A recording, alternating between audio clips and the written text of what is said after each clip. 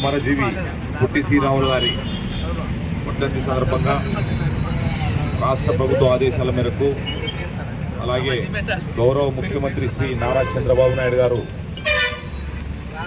ఆయన ఏదైతే సంకల్పంగా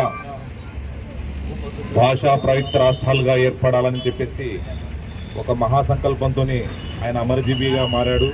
కాబట్టి అటువంటిది ప్రాణత్యాగం చేసినటువంటి వ్యక్తిని ఆంధ్రప్రదేశ్ రాష్ట్ర ప్రజానీకమంతా కూడా ఒక పండగ వాతావరణంలో ఆయన వర్ధంతి జరుపుకోవాలని ఈరోజు రాష్ట్ర ప్రభుత్వ ఆదేశాల మేరకు ఈ కార్యక్రమాన్ని మనం ఇక్కడ నిర్వహిస్తున్నాం. ఈ కార్యక్రమానికి వచ్చేసినటువంటి కౌన్సిలర్లకు అలాగే తెలుగుదేశం పార్టీ నాయకులకు అలాగే ప్రత్యేకించి ఆర్య వైశ్యులకు మీడియా మిత్రులకు అందరికీ నా ప్రత్యేకమైనటువంటి ధన్యవాదాలు తెలియజేస్తున్నాం. ఏదైతే భాషా ప్రయుక్త రాష్ట్రాలు కంటే తెలుగువారే మాట్లాడే తెలుగు భాషకు ఒక రాష్ట్రం కావాలి, మన ఆంధ్రప్రదేశ్ ఆవిర్భవించినటువంటి అవసరం ఉందని చెప్పేసి ఆయన గ్రహించి మద్రాస్ పాలకులకు వ్యతిరేకంగా భాషా ప్రయుక్త రాష్ట్రాలు ఏర్పాటు చేయాలని చెప్పేసి ఆనాడు కేంద్ర ప్రభుత్వం మీద ఒత్తిడి తీసుకురావడం జరిగింది. ఆ క్రమంలో ఆయన ప్రాణాలు కూడా కోల్పోవడం జరిగింది. ఇదంతా కూడా ఒక మనిషి తలుచుకుంటే ఏదైనా సాధించగలడు అని నిరూపించడానికే ఆయన లాస్ట్కు ఆయన ప్రాణ త్యాగం కూడా చేశారు. కాబట్టి అటువంటి అమరజీవి పొట్టి శ్రీరాములు గారిని స్మరించుటకు మనం అందరం కూడా ఈరోజు ఇక్కడికి అందరం కూడా చేరుకున్నాం.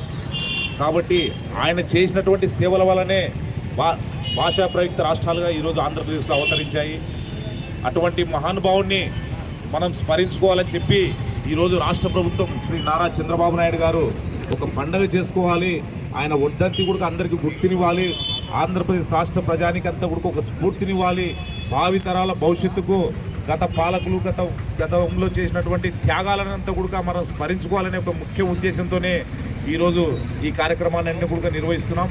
కాబట్టి మన ప్రభుత్వం వచ్చిన తర్వాత ఏదైనా సరే ఎవరికి ఇవ్వాల్సినటువంటి గౌరవం తగ్గకుండా అన్ని కూడా ఒక పండగ వాతావరణంలో తీసుకురావడం జరుగుతుంది. వాల్మీకి జయంతి అయితేనే ఉంది, అమరజీవి పొట్టి శ్రీరాములు గారి అయితేనే ఉంది, అన్ని కార్యక్రమాలు కూడా ఈరోజు మన పార్టీ ఎన్డీఏ ప్రభుత్వం అధికారంలోకి వచ్చిన తర్వాత అధికారికంగా జరుపుకుంటున్నాం.